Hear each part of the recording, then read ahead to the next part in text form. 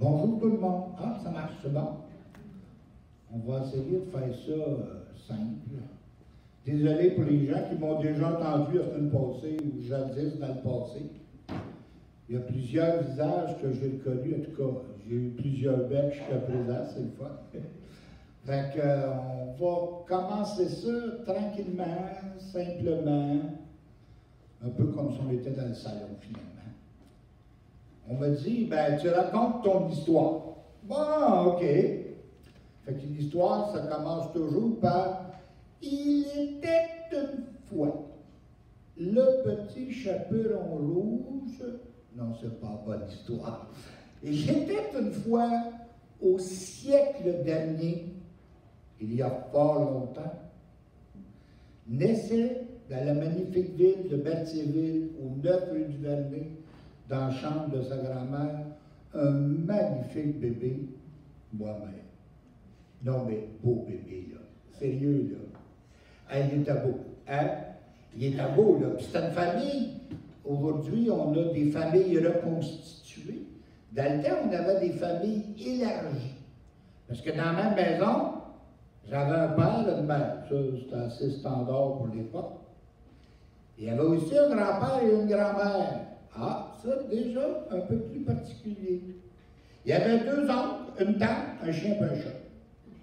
Imaginez-vous, il arrive un bébé flambant neuf là-dedans, qui sent le bébé neuf, tout. Ah, c'est pas compliqué. On m'empruntait le dimanche pour sortir en carrosse. Un beau carrosse brun de l'État, toute beauté.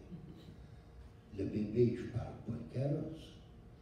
Mais, on se doute de rien, tout est normal. Je grandis tranquillement, les mononcles, le chien, hi boy, tout va bien. Je me rappelle de ma première journée d'école. Écoutez, c'est pas compliqué, là. Dans la rue du Vernet, il y a 7 maisons, donc les 6 Michel, parce qu'il y en avait un par porte à peu près, on est parti pour notre première journée d'école. Avec notre sac à dos, Maurice Richard, dans le temps, on était à l'école. Tout était ordinaire, comme toutes les autres Michel de la rue. Pareil, ni plus ni moins. Jusqu'à 11 ans. Hein? L'été de mes 11 ans, il y a un film là-dessus, mais c'est pas mon histoire. Mais en tout cas, l'été de mes 11 ans, mes parents ont loué un chalet. Un petit peu avant la saison, à Saint-Gabriel de Brun, ben pas à Saint-Gabriel, à Saint-Damien pour être plus exact, okay, au lac Corbeau. Puis un petit peu avant la saison, c'est-à-dire à la Saint-Jean-Baptiste. Fait qu'on va là, en famille, parce qu'il faut préciser maintenant là, que je suis le plus beau et le plus intelligent d'une famille de un enfant. Ils n'ont pas eu le choix, c'est comme ça. Fait que, on part, il y avait un oncle, une tante, en tout cas, une histoire de famille, tu sais. Puis là, on sait qu'à Saint-Jean-Baptiste, au Québec, on fait ça. On fait ça, bon, on prend une petite bière sans l'air, qu'on me dit. Puis, on fait ça aussi par des feux de camp, des feux d'artifice, tout ça. Puis, un feu d'artifice, je ne sais pas si vous avez remarqué, là, mais ils font tout ça le soir. Il semblerait que c'est plus beau. Fait qu'ils font ça le soir. Puis nous autres, compte tenu qu'on faisait jamais rien comme tout le monde, au lieu d'aller au feu d'artifice en auto, on est allé à travers les champs, en traversant une clôture, en évitant une coupe de bouse de vache, puis on est allé au feu d'artifice. Au retour du feu d'artifice, il y avait sur le terrain du chalet 4 belles petites épinettes, genre haut de même. C'était à peu près ma grandeur à 11 ans. Ben, pas même plus grand star, mais quand même un peu plus. Et j'ai frappé les 4 épinettes en plein front, les 4, une après l'autre. Bon, c'est correct. On n'a jamais vu avec les yeux d'un autre, hein? Moi, je trouve que les miens, c'était correct de même, tu sais. Fait que là, mon père, qui était à l'époque perspicace, il me dit, avec les méthodes d'éducation du temps, hey, le talent, là, les épinettes, là, thérapie cassée, là. Puis là, il a fallu payer les épinettes puis tout. En ce moment, t'as accroché ça. Ben, j'ai dit, je les ai pas vus, hein? Ben, il dit, comment ça, tu les as pas vus? Ben, c'est toi qui dis tout le temps, un kawan, on voit bien, quand on sort, on voit rien. Enfin, non, hein? Je les ai pas vus. Ouais, mais ils ont ça. C'est pas tout à fait quand même, là. On s'endort. OK? Fait que là, il me fait passer un test génial, en disant, choisis-toi un doigt, je les mélange, lequel tu avais choisi. Eh bien, je ne voyais même pas la main. Je disais, oh, c'est pas normal. C'est là qu'a commencé la série des ophtalmologistes. Le premier, je me rappelle, il s'appelait Dr. Rosesboom. Hein? C'est tout un nom, hein? Puis là, il dit, rétinite pigmentaire, si tout va bien, à 30 ans, tu vas perdre la vue. On a dû en avoir 22. Bon, mettons 11, OK? Puis le diagnostic est toujours pareil. Rétinite pigmentaire, si tout va bien, tu vas perdre la vue graduellement vers l'âge de 30 ans. C'est une maladie dégénérative qui fait que tu perds la vision graduellement en parlant du champ visuel, puis ensuite le centre aussi. Mais moi, j'ai 11 ans. J'étais un petit gars.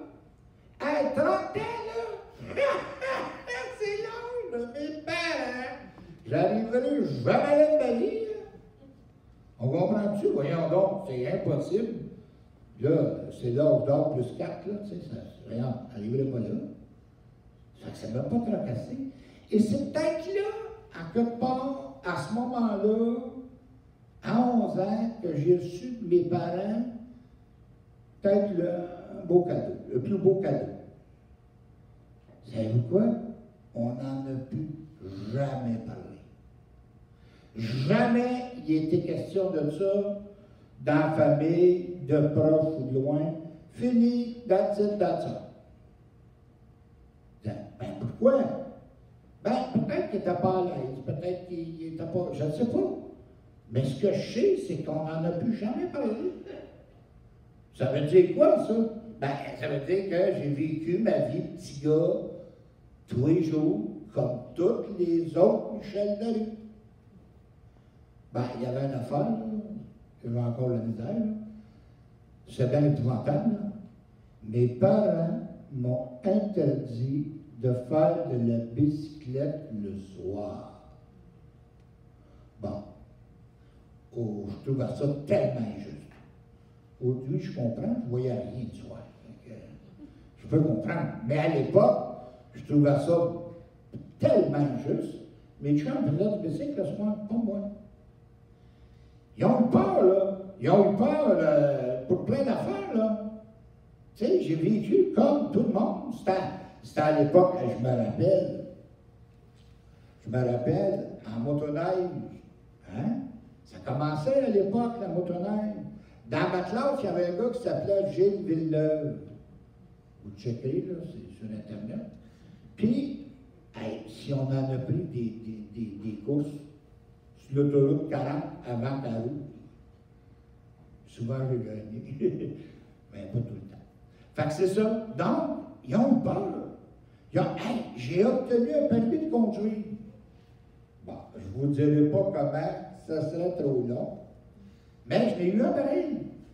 J'ai conduit 2 ans. Ils ont-tu eu peur, mes parents? Et tabasse-là. Moi, je savais que je ne conduirais pas longtemps. Fait que j'ai dit, je vais conduire pas longtemps, mais vite.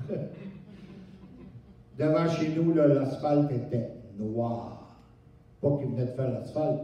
Non, c'était mes gouttières qui étaient là. T'sais. C'est sûr qu'ils ont peur. Mais, on n'en a jamais parlé pareil. J'ai vécu mon adolescence comme tous les autres adolescents de mon coin, toute ma bande de chums.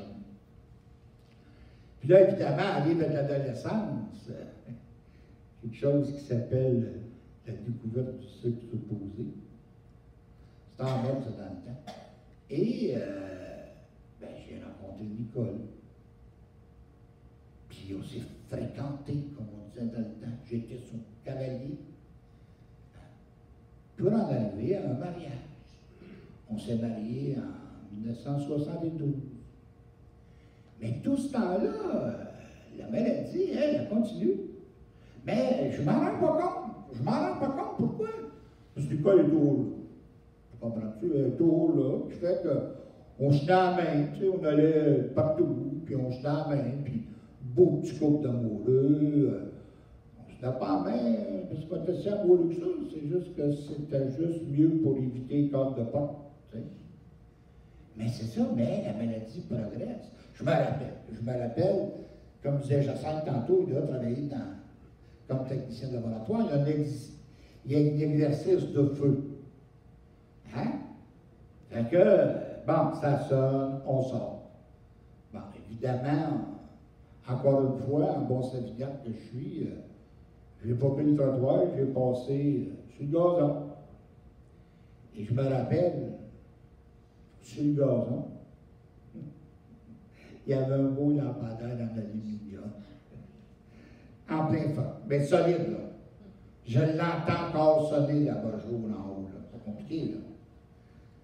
C'était un dur contact avec la réalité. Une autre fois, bon citoyen que je suis, je dis, je vais aller donner du sang. Cégep de la Naudière, dans l'entrée, facile. Yes! Je vais y aller. J'y vais. Pas de trouble avec ça. Je me présente, mais quand tu as une rétinite pigmentaire, puis qu'il fait soleil dehors, puis que tu rentres en dedans, puis c'est plus sombre, tu vois rien partout, là. Là, il y a une gentille infirmière qui me dit « Ah, ben si c'est gentil de venir donner du sang, puis bon, voilà. On aura des biscuits pour vous à la fin. Pour le moment, couchez-vous là. » Mais là, quand tu ne vois pas, tu as un problème. Fait que là, tu ne veux pas lui dire, tu vois rien, hein? Tu n'as pas de canne, tu n'as rien, là, tu dandines un peu de reculons. T'ailles aussi longtemps que tu ne frappes pas quelque chose, c'est mollet, tu dis yes! C'est la civière, c'est là. Hein? Je m'étends. Il y avait déjà une madame. Je ne sais pas pourquoi. Elle ne m'a pas trouvé drôle. Mais plein de petites aventures. Puis je pourrais vous en raconter comme ça longtemps.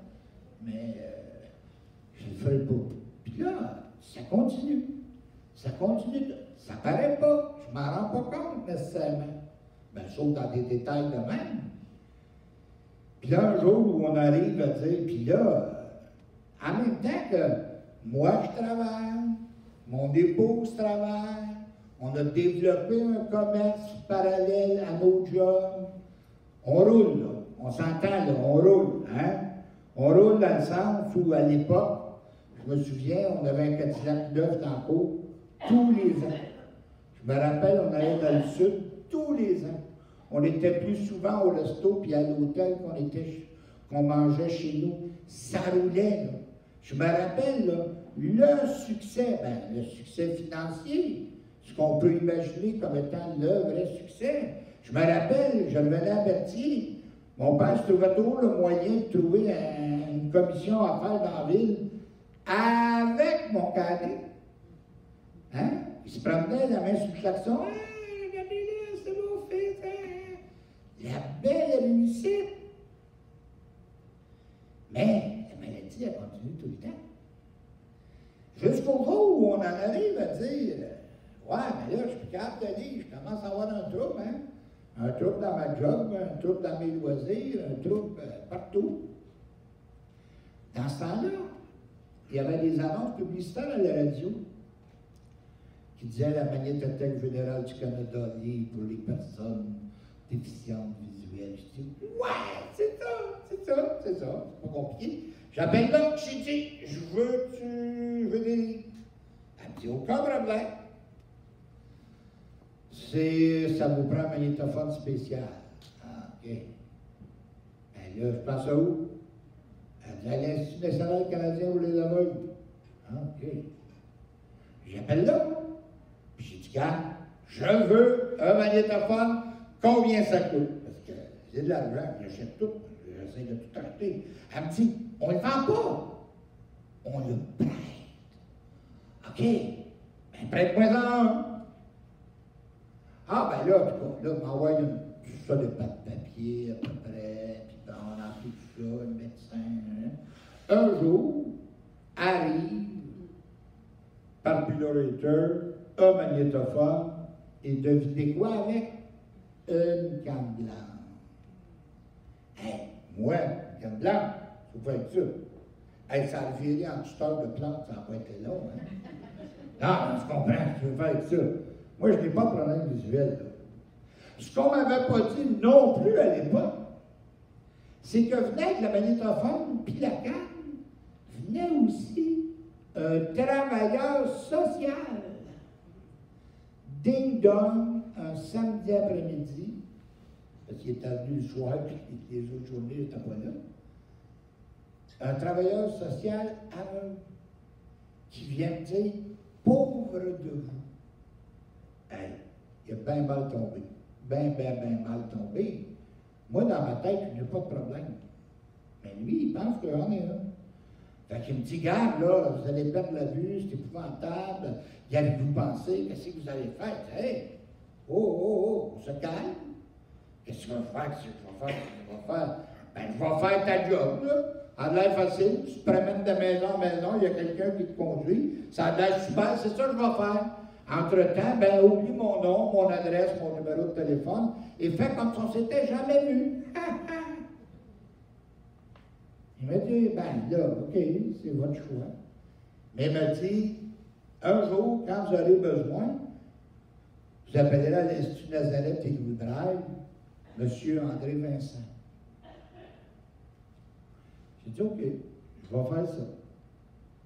Bon, plusieurs mois plus tard, là, ça se complique, là. Les cordes de porte sont de plus en plus proches. Mon épouse tombe enceinte de mon fils. Puis là, un peu moins disponible, puis de plus en plus de misère. Puis je vais appeler André Vincent. J'appelle à l'Institut, prends un rendez-vous le samedi, va voir André, je dis, gars, je veux un programme de réadaptation, 90 jours. Oui, pas le temps, pas de temps avec ça, là. 90 jours. Puis, voilà, je veux dans 90 jours, je veux savoir le braille, l'orientation mobilité, je veux que tu m'équipes all the rest dans 90 jours. Là, il me dit, ben, non, c'est pas possible, je réussirai pas. Regarde, on l'essaie, OK? Ben, je l'ai fait. Le gars qui a appris le braille le plus vite au Québec, c'est encore moi. Fait que oui, je l'ai fait. On l'a fait. Et là, je me rappelle, OK, que je me rappelle. Je me rappelle de mon éducatrice en orientation mobilité qui s'appelait Carole Zabiello. Espèce de fille un peu bizarroïde qui n'avait jamais vu un peigne probablement de sa vie, puis assez spécial. Le premier matin, elle me met une canne blanche dans les mains. Elle me dit, Michel, à partir de maintenant, tu vas te déplacer avec ça. Je suis à Longueuil. Tu me gagnes? Peinture la jaune, correct, blanche, non. Elle dit, non, regarde, on va faire des tests. OK, tu sais, puis tu vas voir, ça va bien aller. Puis, je dis, oublie ça, là, tu sais. Penses-tu que je vais revenir à Joliette avec une canne blanche, tu sais, puis bon, tu sais. Elle dit, non, c'est correct, je te jure. Puis, c'était, pour moi, là, c'était inutile. Moi, j'allais où je voulais, quand je voulais, à la condition que l'école soit là. Tant qu'elle n'était pas là, j'étais plus dans le trou. Tu sais, Carole n'a pas lâché facilement. Là. Tu sais, exemple, Michel, avant de t'asseoir sur une chaise, passe toujours la main, voir si la chaise est libre. Ben oui, Carole. Bien sûr, bien sûr. 4 jours plus tard, Carole prend une serviette, la mouille solide. Il la met sur une chaise. Elle me dit, Michel, c'est toi là, devant mon bureau, là. Quelle belle rencontre nous avons eue. Mais c'est pour vous dire que ça s'est passé. Moi, je voulais rien savoir. Puis je me rappelle, la 90e journée de mon entraînement speedé, elle me dit, elle prend ma canne, elle me l'enlève. Elle dit, Ken, va au centre d'achat Jacques-Cartier, là, va me chercher du liquide avant le contact, puis ramène-moi ça. Ben, j'ai dit, donne-moi la canne. Ben, elle dit, tu m'as dit que tu en as pas besoin.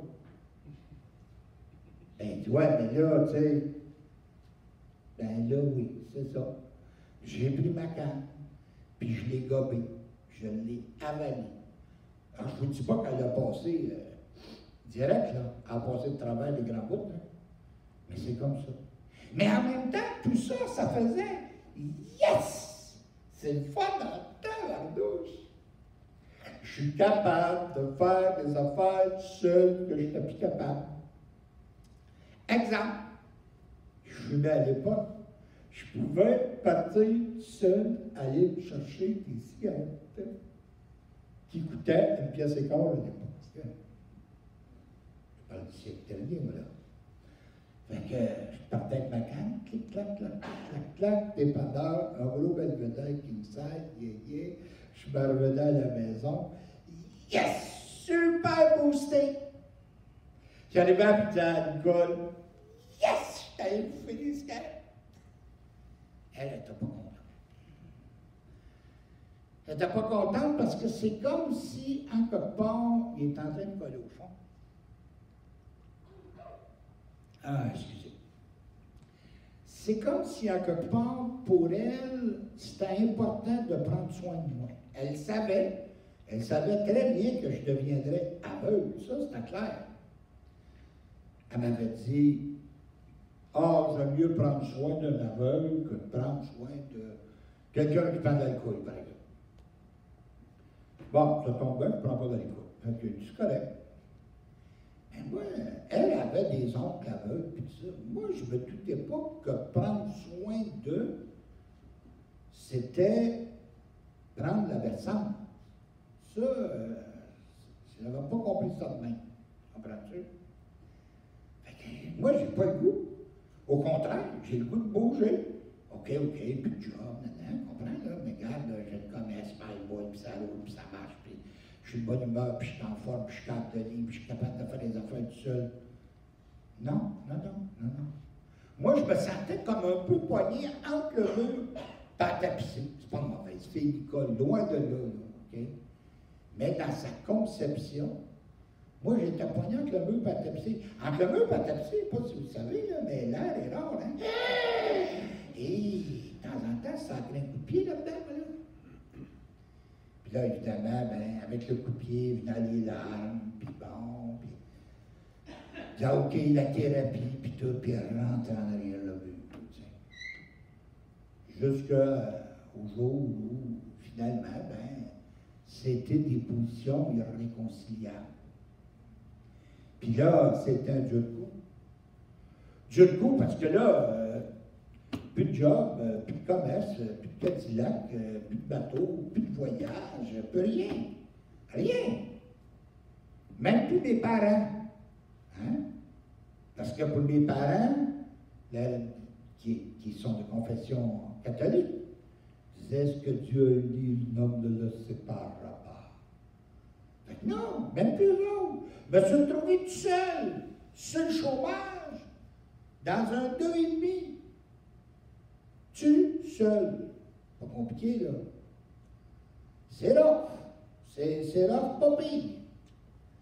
En ébraillé, une shot, là. Planqué, t'as tout propre, là, les lames. Non, c'est quelque chose. Puis là, les jours passent et repassent, les mois, et le chômage s'épuise. Puis là, il arrive au fin de chômage, il dit, ouais, mais là, il faut que je fasse. Ben là, j'avais oui dit à travers les branches que comme conseiller en main-d'œuvre, au centre d'emploi, il y avait un gars qui s'appelait Jacques Carrier, qui était un conseiller en main-d'œuvre fédéral.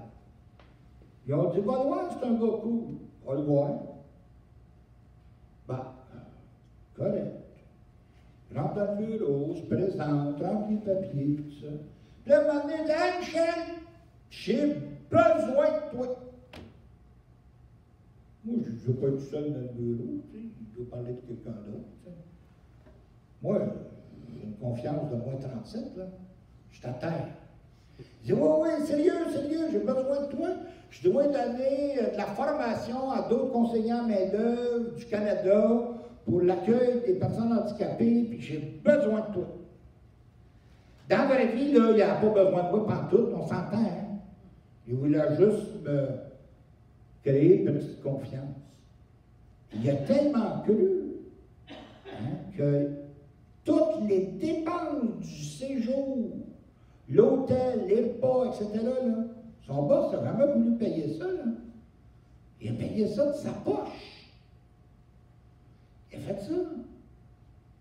Puis il m'a introduit, puis là, ça pourrait être une longue histoire ici, il m'a introduit au milieu communautaire. Puis là, ma première job, 1983, APH-PJ, Association de personnes handicapées physiques, Joliette à l'époque, sur un contrat d'1 an, un programme d'employabilité. Et on commence. Et c'est là que j'ai commencé à lever baguette. Puis c'est là que j'ai commencé à aimer ça. Puis c'est là. Puis de fil en aiguille, j'ai été recruté par le regroupement des aveugles et amblyopes du Québec comme directeur général. Et tout un défi, hein? Demeure à Joliette, travaille à Montréal, aveugle. C'est cool, hein? Faites ça pendant 4-5 ans. Puis à l'époque, le programme de la Régie de l'assurance maladie du Québec était bloqué depuis 7-8 ans. Le programme s'arrêtait à 35 ans. Tu avais de l'aide, du support, de la réadaptation jusqu'à 35 ans. À 36, out. Puis, ça n'a pas de maudit bon sens. Non, c'est 35 ans. OK? Bien, à force d'en jaser, en force de créer de la concertation avec les organismes du milieu, j'ai réussi à débloquer ce programme-là. Puis si aujourd'hui, le programme d'aide de la Régie de l'assurance maladie du Québec est offert à toute personne handicapée visuelle, situation d'études, travail ou pas, même retraité, bien, c'est parce qu'à un moment donné, j'ai passé par là. Puis de fil en aiguille, de job en job, parce que il y a eu le RAP, il y a eu la Corporation d'action bénévole de Berthier, il y a eu Santé publique. Ça fait chaud ici, hein? J'étais à côté du projecteur, là, puis... Laisse-moi un peu plus que 15 minutes. Ouais, fait chaud. Qu'est-ce que tu as dit? C'est un peu plus que 15 minutes. Ça achète. Bon, oui.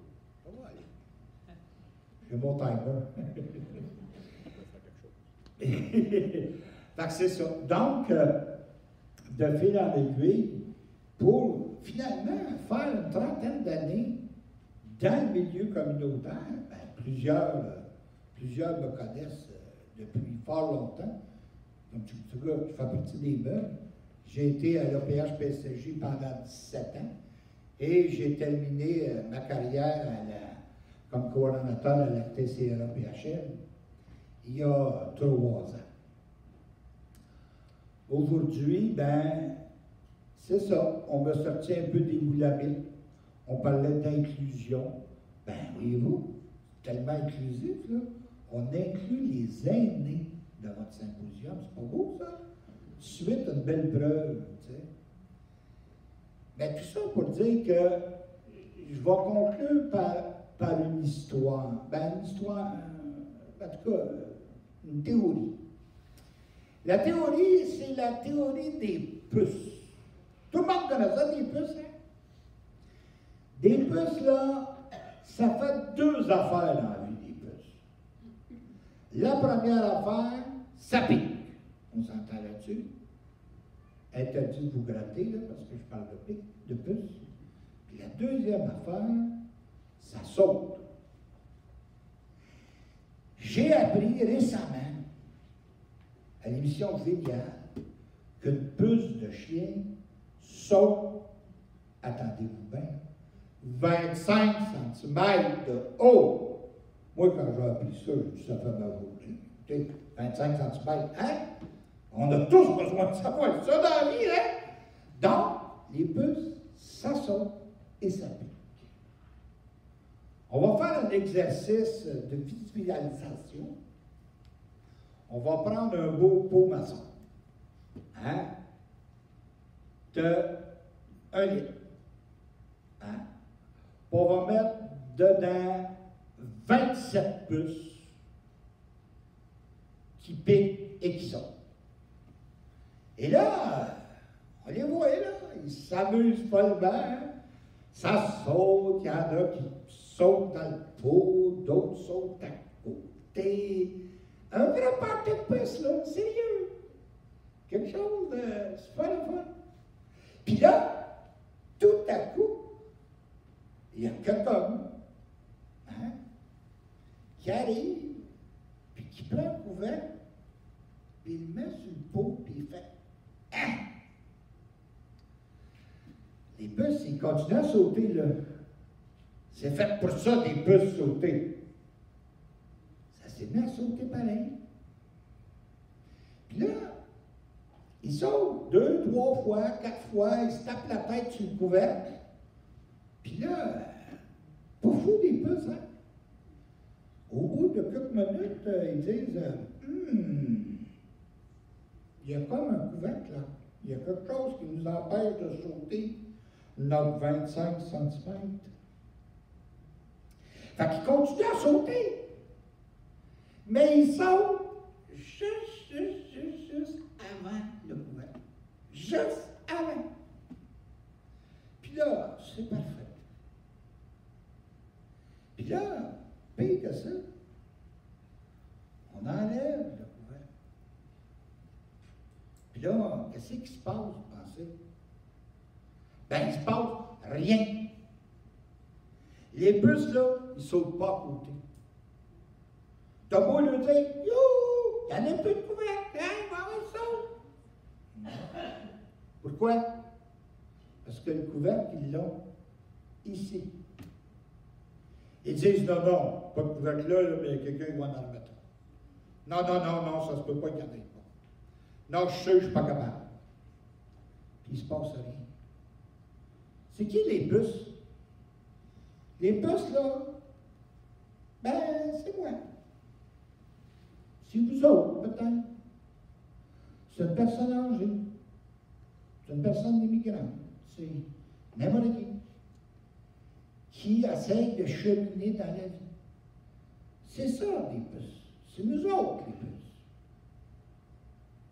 C'est qui le couvercle? Ben, là aussi, ça peut être n'importe qui.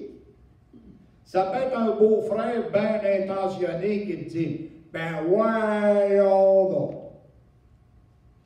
Hein? Ça peut être ça. Ça peut être nous autres qui se disent « Oh, pas capable. Oh non, je ne réussirai pas.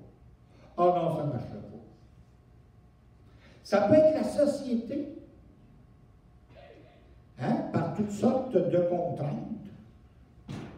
Tout ça, ne serait-ce qu'un manque d'accessibilité, par exemple. Toutes sortes d'éléments qui font qu'on a un couvercle, on s'impose un couvercle ou on se fait imposer un couvercle. C'est ça toute la nuance. Si on essaie de traduire ça de façon très concrète en disant, exemple, moi je me rappelle, c'est un fait vécu, là. J'appelle à quelque part et je dis, est-ce que c'est accessible chez vous? Est-ce qu'on peut y aller avec un fauteuil roulant? On me répond, bien sûr, c'est tout sur un même plancher. OK? Ce qu'ils ont oublié de me dire, c'est que pour atteindre le plancher, il fallait que tu montes 4 marches. OK. Où est la salle de bain? Ben, facile. Prends l'escalier tournant, puis tu touches seul. Ah, ouais. Ça va bien, un fauteuil, ça. C'est-tu quelqu'un qui est pas fin? Non, non, non. Où est pas passé? Il y avait un local à louer, il l'a acheté. Ça finit là, c'est pas grave. Pas penser. Oui, mais tu dis, regarde, l'accessibilité, là, c'est en panne. Ah, il ne me donne rien de faire ça. Il n'y a quand même venu personne. T'es-tu posé la question? Pourquoi il n'était pas venu personne? Sérieux, pensez 2 minutes, là. 4 marches. Une salle de bain au sous-sol. Ouais, c'est vrai. Mais, tu sais, il y en a du temps que ça, puis vous connaissez aussi bien que moi tous les détails de l'accessibilité. Qu'est-ce qui arrive demain matin si mon même établissement commercial enlève les 4 marches? Hein? On dit, ça y est, c'est réglé, les 4 marches sont parties. Qu'est-ce qui va arriver? Rien. Il n'arrivera rien demain matin, c'est sûr qu'il n'arrivera rien demain matin, parce que tout le monde a encore les 4 marches dans la tête. T'as beau les enlever, puis tu dis, gars, il y en a peu, petit, tu sais. Le pauvre gars, il est en train de pleurer toutes les larmes de son corps en disant, regarde, je me suis rendu accessible, il n'est pas venu personne. Ben oui, mais tu t'attendais à quoi? 8 autobus de transport adaptés le matin? Tu sais, ils l'ont encore dans la tête, les 4 marches. Il faut travailler collectivement à éliminer les obstacles, collectivement à ce que les gens soient dans notre communauté. Et pas à s'intégrer, qu'ils soient déjà là, à tous les niveaux. Puis nous autres, autant que nous sommes, qui sommes-nous réellement? On est peut-être des puces, ça se peut. On est peut-être des personnes qui ont le couvercle en main, puis peut-être des personnes qui posons des couvercles, ou peut-être des personnes qui enlevons des couvercles. Chacun de nous autres, dans la position où nous sommes, comme individus, qui sommes-nous? Ça va le tour. Merci beaucoup.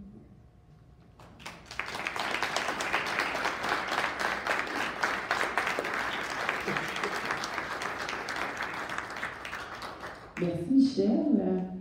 Alors, la parole est à vous maintenant. Questions, commentaires, micro ouvert pour les prochaines minutes. Donc, on vous invite à poser des questions. Michel a l'air assez à l'aise